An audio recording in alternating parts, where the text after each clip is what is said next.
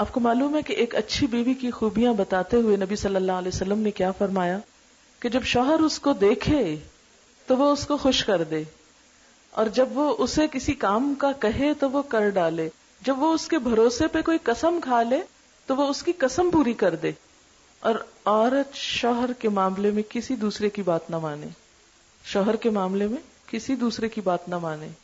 ہمارے ہاں عموماً یہ چیز مس کر دی جاتی ہے، یہ اللہ کے رسول صلی اللہ علیہ وسلم کا حکم ہے۔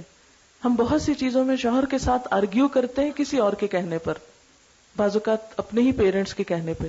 آپ نے دیکھا ہوگا کہ جتنی سہولتیں کمیونیکیشن کی زیادہ ہو گئی ہیں، اس سے میں نے دیکھا خرابیاں بھی بہت ہو گئی ہیں۔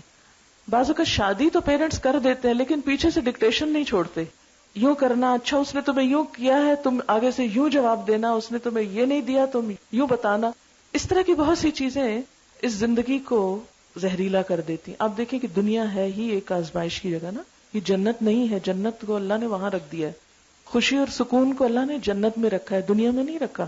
دنیا کی زندگی کسی کی بھی آئیڈیل نہیں ہو سکتی۔ ہم عموماً کیا کرتے ہیں، اپنے سے دوسروں کو کمپیئر کرتے ہیں، دوسروں کی جو چیز اچھی ہوتی ہے اسے دیکھ کے ہم حسرت کرتے رہتے ہیں، جو ہماری اچھی چیز ہوتی ہے اس پہ ناشکر ہو جاتے ہیں۔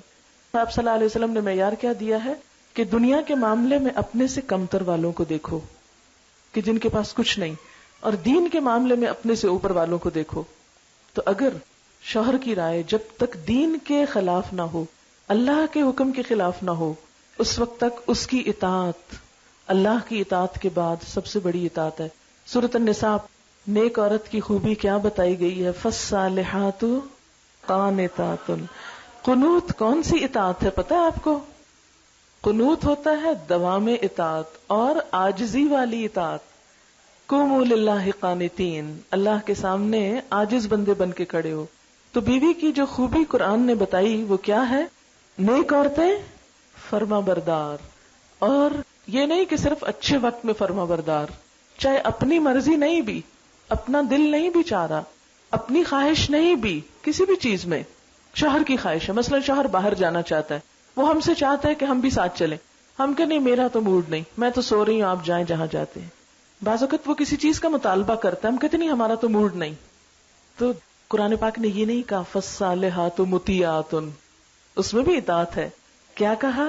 فالصالحات قانتات، قانتات دوام اطاعت ہمیشہ، اور اس کے ساتھ عاجزی، انکساری، نشوز نہیں۔